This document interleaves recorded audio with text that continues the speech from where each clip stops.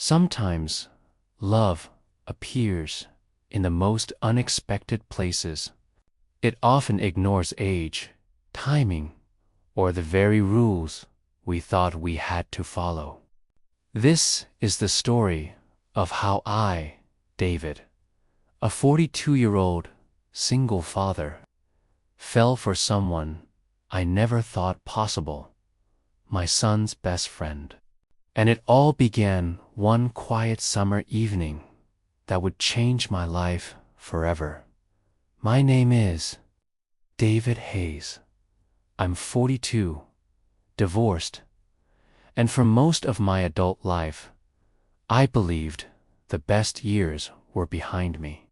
My son, Ethan, is 19. He's fresh out of his first year of college, full of energy, confidence, and the kind of pure optimism I lost somewhere along the way. I live in our modest 2-story house on the edge of town, working long hours as a project manager. My days were a blur of meetings and emails, often ending in the lonely silence that greeted me at home. But things changed the moment Ethan brought his best friend, Ryan Mitchell, into our lives. Ryan was 20, tall, lean, with messy dark hair that always looked like the wind had just touched it. He had these eyes green with flecks of gold that held both deep warmth and an unspoken story. He was unfailingly polite, respectful, and had an effortless charm that drew people in. Even I found myself enjoying his presence more than I cared to admit at first. I remember the first dinner we shared. Ethan had come home from college for the summer, bringing Ryan along for a few weeks because Ryan's family was going through a tough time. We sat around the table, a plate of roasted chicken and potatoes between us. Ethan filled the silence with campus stories, his part-time job, and a crush on a girl in his literature class. Ryan laughed at Ethan's jokes, but every now and then, his gaze would flicker toward me, curious, observant. "Mr. Hayes," he said, setting his fork down. "This is honestly the best meal I've had in months." "Call me David," I corrected him, smiling. "And thank you. I don't usually have anyone to cook for these days."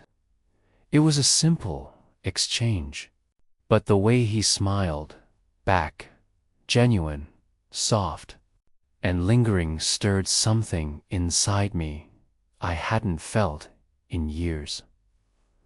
Over the following weeks, Ryan became a fixture in our home. He helped Ethan mow the lawn, carried groceries for me, and even quietly fixed the loose hinge on the back door late at night. After Ethan went to bed, Ryan would sometimes linger in the kitchen, sipping a glass of water. That's when we would talk about music, about books, about life. I discovered Ryan was thoughtful in ways most 20-year-olds weren't. He listened more than he spoke. But when he did share, it was always meaningful. One night, as rain tapped against the windows, I found myself telling him about my divorce, how I'd felt like a complete failure, and how I'd convinced myself I'd never find love again. Ryan didn't judge. He just nodded, his gaze steady. "You're not a failure, David," he said quietly. Sometimes love just needs a second chance. Those words hit me deeper than I expected. I went to bed that night with my heart racing, trying failing to dismiss the warmth that lingered inside me. It was late July when it happened. Ethan had gone on a weekend trip with friends, leaving Ryan and me alone in the house. The evening air was heavy with the scent of cut grass and the faint buzz of cicadas. I sat on the back porch with a glass of wine, trying to relax after a long day. Ryan came out barefoot, wearing just a worn t-shirt and shorts. He carried 2 beers, offering one to me. We sat there in silence for a while, watching the first stars emerge. You ever feel like life just passed you by? I asked, my voice barely a whisper. Ryan tilted his head, studying me. Sometimes. But I think life is just waiting for us to notice the moments that truly matter. His words made me turn toward him.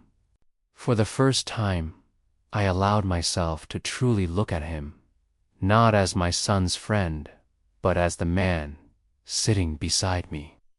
The sharp line of his jaw, the way the dim porch light caught his eyes, the quiet strength in his posture. My chest tightened, and then our eyes locked. Neither of us looked away. The silence grew thick, charged. I knew I should have broken it. I should have looked away, but I couldn't. Ryan's lips parted as if he wanted to say something, but couldn't. His fingers drummed lightly against his beer bottle, nervous. Searching. David, he whispered finally, his voice almost trembling. My heart pounded. I could feel the weight of what was happening, something forbidden, unexpected, yet undeniably real. I started, but the words were stuck in my throat. Then, without thinking, I reached out. My hand brushed his, just lightly, but the electricity that surged between us was immediate. He didn't pull away. Time seemed to slow. Ryan leaned closer, a fraction of an inch. I could feel the warmth of his breath, smell the faint mix of beer and mint on his lips. My pulse roared in my ears. Ryan, I whispered, my voice strained, torn between desire and restraint. But just as our lips were about to meet, he pulled back, his eyes wide with sudden panic. I'm sorry, he said quickly, standing up. I shouldn't have. He left the porch, disappearing into the house, leaving me alone with a storm of emotions raging inside me. That night, I lay awake, staring at the ceiling. I replayed every second, the warmth of his hand, the hunger in my response. But above all, I replayed the fear in his eyes before he pulled away. What did it mean? Did he feel what I felt? Or had I imagined it all? And worse, what would Ethan think if he ever knew? The questions spun endlessly until sleep finally claimed me when I walked into the kitchen. Ryan was already there, making coffee. He looked up, his smile faint, hesitant. "Morning," he said softly. "Morning," I echoed, my throat dry. For a moment, the silence was unbearable. But then he handed me a mug, his fingers brushing mine again, this time deliberately, lingering just long enough for me to feel it. Our eyes met, and though no words were spoken, I knew in that instant whatever had started last night wasn't over. It was only the beginning. Everything changed on that summer night when Ryan and I almost crossed a line. It was just a touch, a glance, an almost kiss, but it was enough to awaken something deep inside both of us. And now, every look, every word, every moment we shared felt charged with a connection we couldn't ignore. The morning after that night on the porch, things felt different. On the surface, life went on. Ethan returned from his trip, filling the house with his usual chatter. Ryan acted like everything was fine, laughing, joking, playing video games with my son late into the night. But whenever his eyes met mine, I felt it, that pull, that unspoken electricity simmering just beneath the surface. Sometimes I'd catch him watching me when he thought I wasn't looking. Other times, our hands would brush when passing a plate or reaching for the same book, and my chest would tighten with the memory of that almost kiss. It was unbearable, thrilling, and terrifying all at once. One afternoon, Ethan was out with friends, leaving Ryan and me alone again. I was fixing a loose shelf in the garage when Ryan appeared, leaning against the doorway. "Need a hand?" he asked.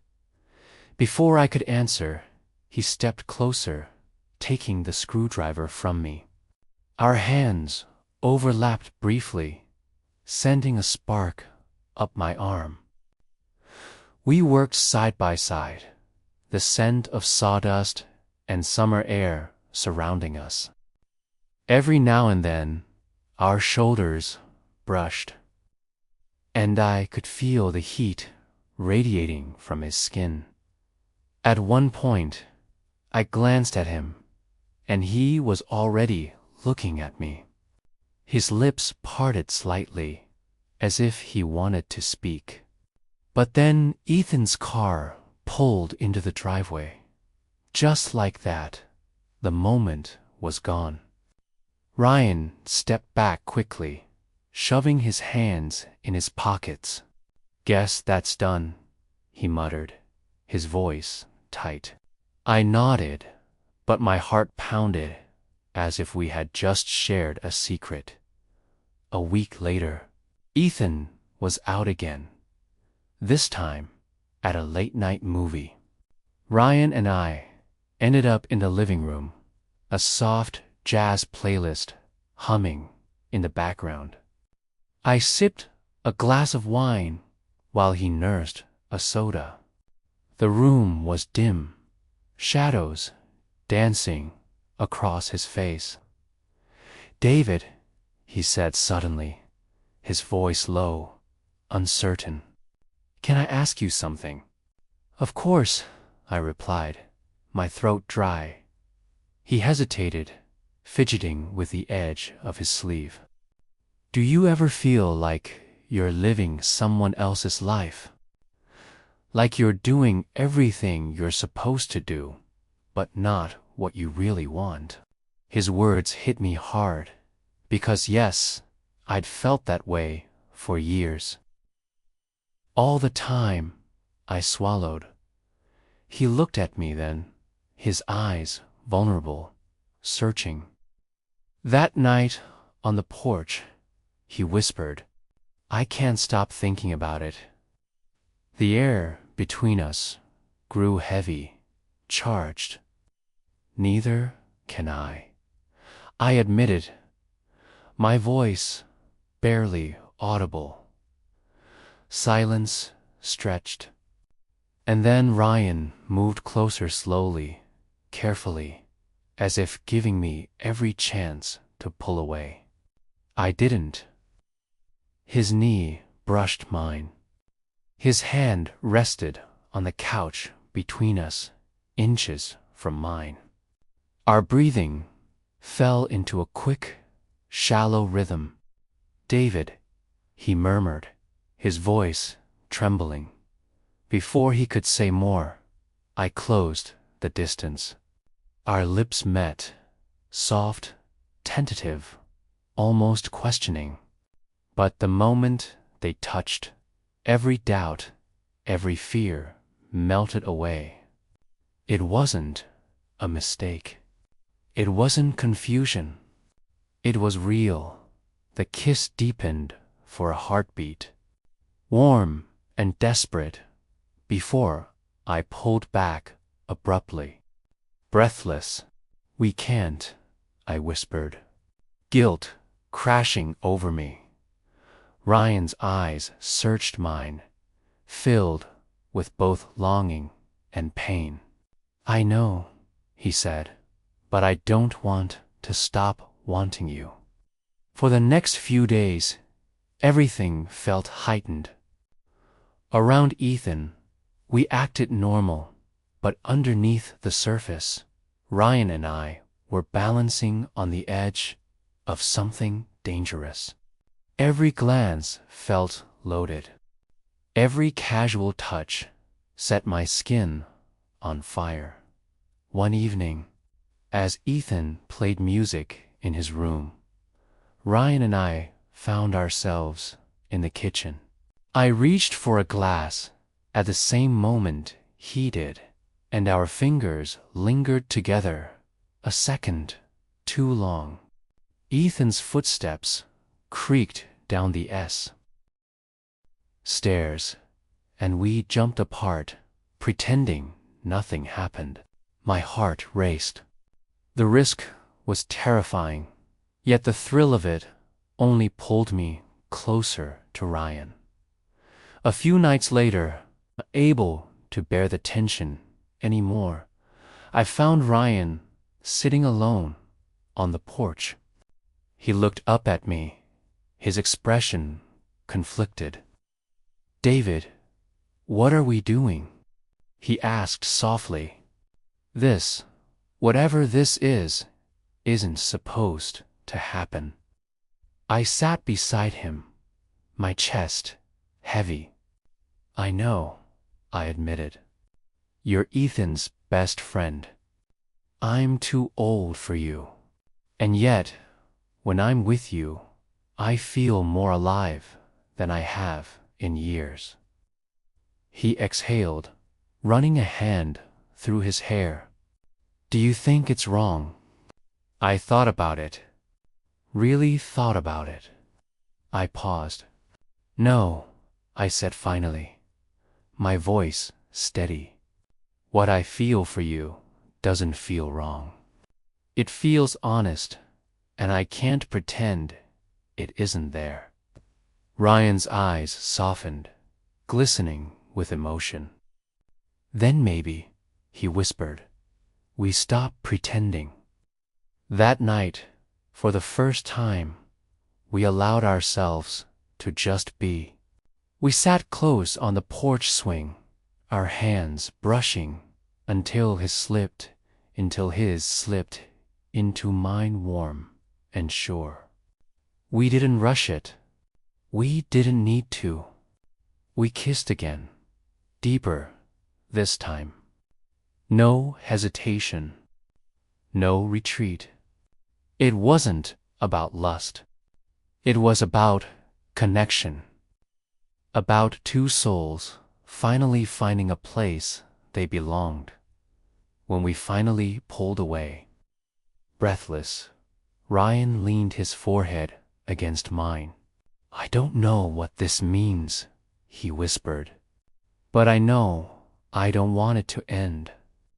Neither did I, for the first time in years. I felt hope blooming in my chest. Of course, reality wasn't far behind. The next morning, Ethan cheerfully announced that he wanted Ryan to stay with us for the rest of the summer.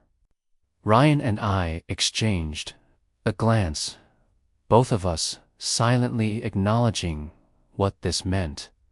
More nights together, more chances to fall deeper, but also a greater danger of being discovered. As Ethan talked excitedly about road trips and summer plans, I smiled.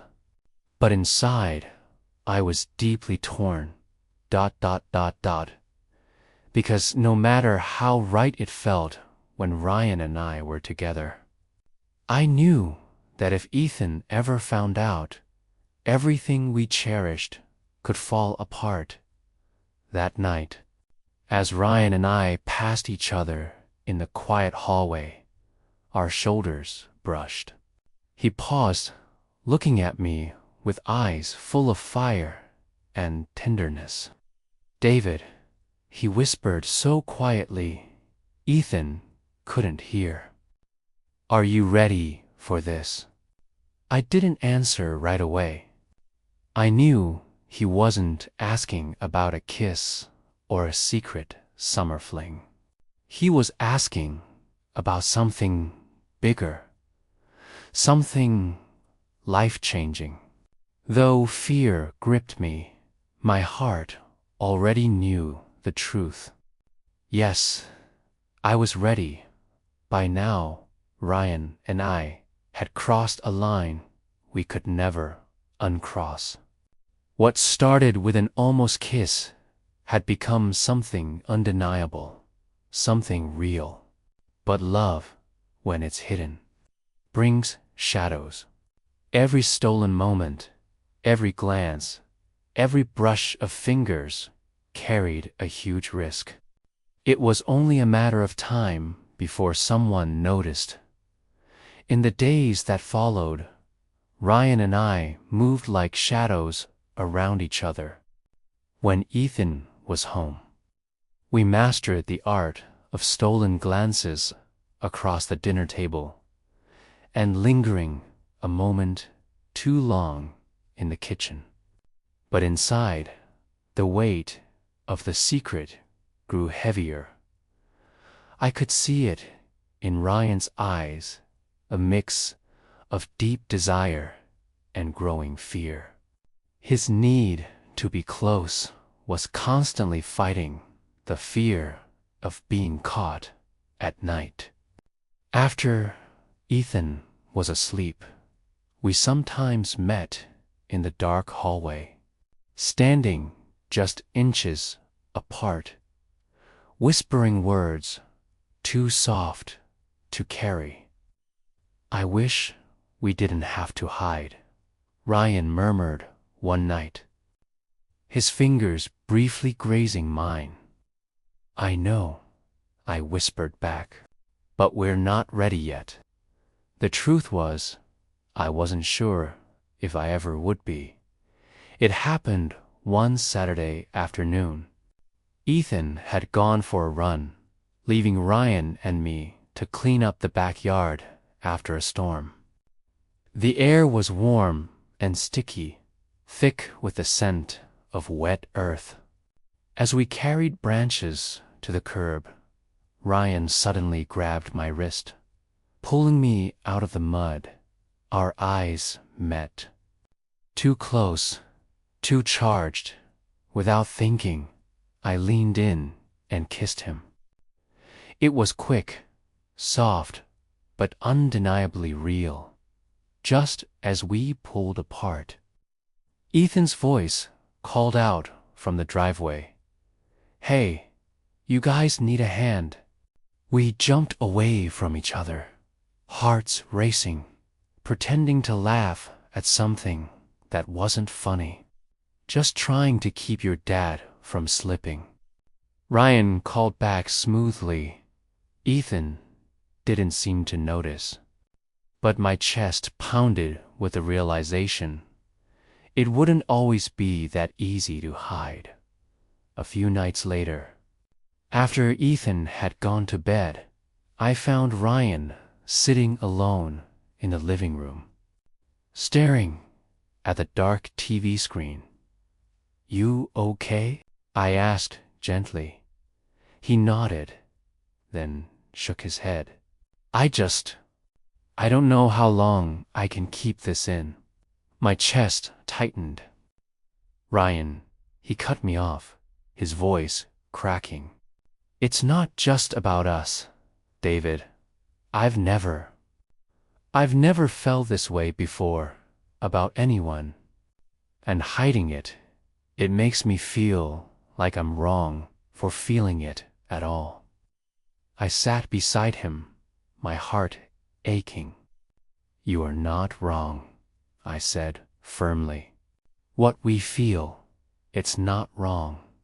It's just complicated." His eyes glistened. For the first time, I saw the boy inside the man, someone still figuring out who he was. Someone brave enough to love, but terrified of the world's judgment. I reached for his hand, holding it tightly. "We'll figure this out together." He leaned against me, resting his head on my shoulder for a long time. We just sat there in silence, breathing in rhythm. The danger came closer than ever. A week later, it was late. Ethan had fallen asleep on the couch after a movie, snoring softly. Ryan and I carried him upstairs, laying him on his bed. When we stepped back into the hallway, alone, something in me broke. I pulled Ryan close, kissing him quickly, hungrily, before my brain could catch up.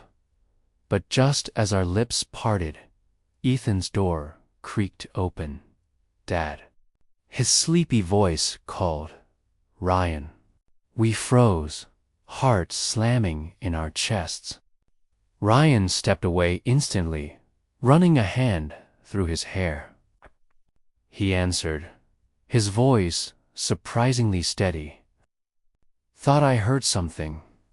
The door shut again. We didn't breathe until we were back downstairs, staring at each other in wide-eyed silence. "That was too close," Ryan whispered. "Way too close," I admitted, my body still trembling. That night, lying awake, the weight of it all pressed down on me. Every secret kiss, every whispered word, every hidden glance, it was beautiful. But it was also suffocating.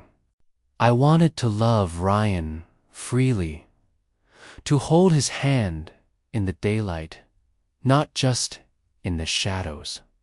But how could I? How could I risk hurting Ethan? The questions consumed me until I couldn't take it anymore. The next evening, after Ethan left to visit a friend, I found Ryan in the kitchen, washing dishes. "We need to talk," I said, my voice slow and even.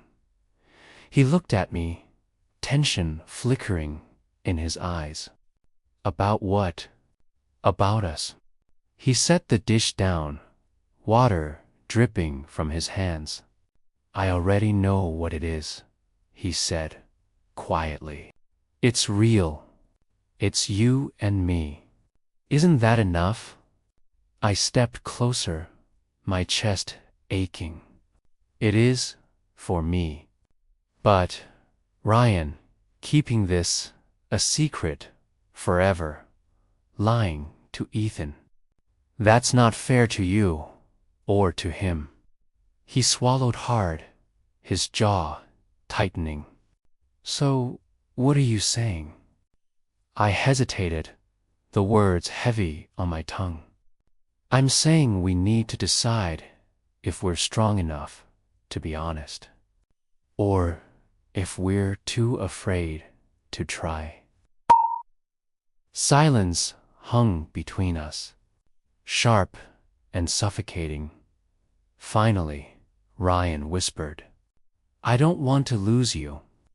You won't, I said, my voice breaking. Not if we do this together.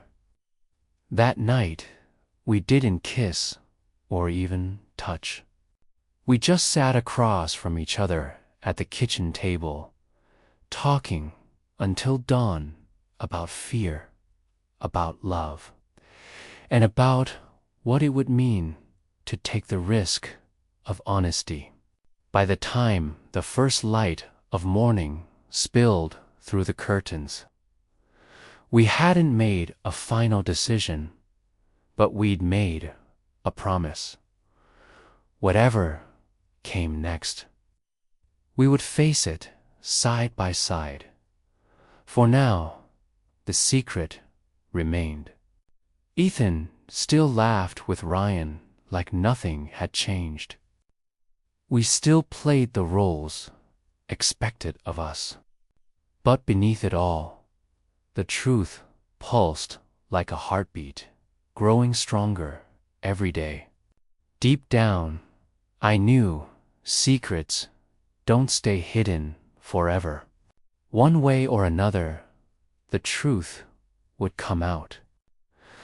The only question was whether it would break us or set us free. For weeks, Ryan and I had been hiding. Every kiss, every glance in the shadows carried the risk of discovery. But secrets have a way of surfacing, and when the truth finally came out, it changed everything: our friendship, our family, and our future. The first week of August was unusually hot, the kind of heat that made the air thick and the night restless. Ryan and I had settled into a rhythm. Public smiles, private whispers. We'd grown bold, stealing quiet moments in the kitchen, the garage, even in the car when Ethan ran inside to grab something. Each time, it felt more impossible to go back to pretending. One night, as Ryan and I sat on the porch swing, his hand hidden under mine, he whispered, "How much longer can we do this?" I didn't have an answer, and that silence said more than words ever could. It happened 2 nights later. We were in the kitchen after midnight. Ethan had gone to bed early, exhausted from a long day at the lake. Ryan and I were laughing quietly, sharing a piece of leftover pie. Somewhere between the laughter and the quiet, our eyes met, and the space between us disappeared. The kiss was soft, tender, but deep with everything we hadn't said aloud. That's when Ethan's voice cut through the air. "Dad." We broke apart instantly, the world spinning as we turned toward the doorway. Ethan stood there, barefoot in the dim light, his face pale and unreadable. The silence was deafening.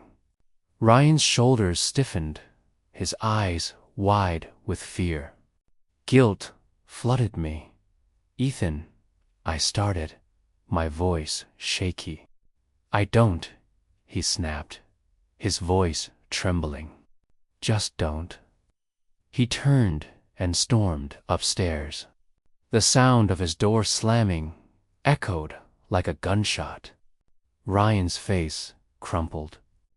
"David, maybe I should just go." "No," I said firmly, grabbing his hand. "Not like this. We owe him the truth." But in that moment, I wasn't sure if the truth would save us or destroy everything. The next morning, I knocked softly on Ethan's door. "Ethan, can we talk?" There was no answer at first. Then, finally, "Come in." He sat on the edge of his bed, staring at the floor. I sat beside him, my chest heavy. "I know you're hurt, and I know what you saw last night must have shocked you." He laughed bitterly. "Shocked? Dad, that was Ryan, my best friend." "I know," I whispered, "and I never wanted to hurt you. But what happened between us? It wasn't planned. It just happened, and it's real." His eyes filled with tears, anger, and confusion warring inside him. "Why him? Why now?"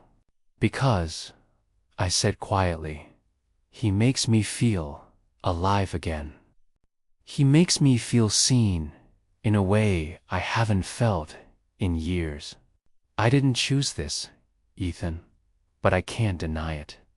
For a long time, he said nothing, just sat there, breathing heavily. Finally, he muttered, "I don't even know what to say." "You don't have to say anything right now," I told him gently.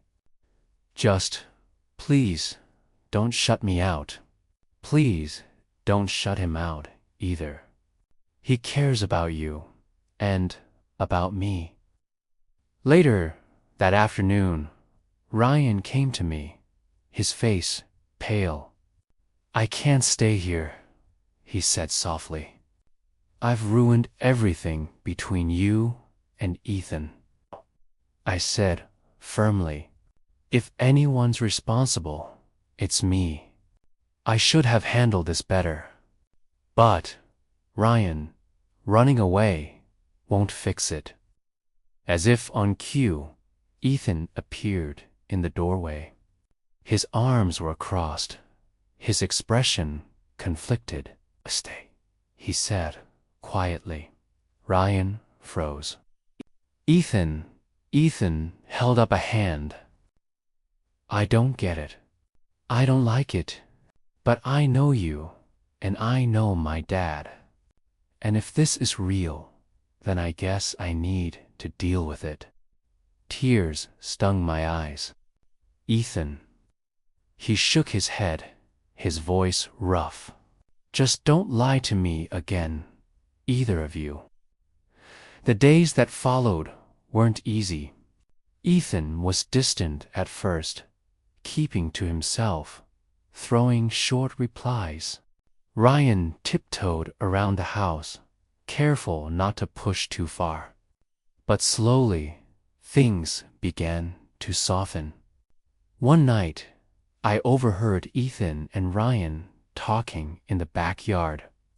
Their voices were low, serious, but not angry. Later, Ethan came inside, and for the first time in days, smiled faintly at me. "We're good," he said, simply. In that moment, I knew the worst had passed. The summer ended, but Ryan didn't leave. Ethan went back to college, and Ryan after long talks and late nights, chose to stay in town, taking a part-time job while figuring out his next steps, and me. For the first time in years, I chose not to hide from love. We didn't rush. We didn't flaunt. But we no longer lived in the shadows. We went for walks. We cooked together. We laughed freely. One evening, as we sat on the porch watching the sunset, Ryan took my hand and whispered, "I was just your son's friend, but now I want to be more. For as long as you'll have me." I squeezed his hand, my heart swelling. For as long as we both can. Life wasn't perfect. People talked. Some didn't understand. But what mattered was the truth we'd built together, me, Ryan, and Ethan. Because in the end, love isn't about rules or expectations. It's about finding the person who makes you feel alive. The person who makes you want to be braver, better, and more open to the world. And for me, that person was Ryan. He was just my son's friend until that night. And from that night on, he became so much more.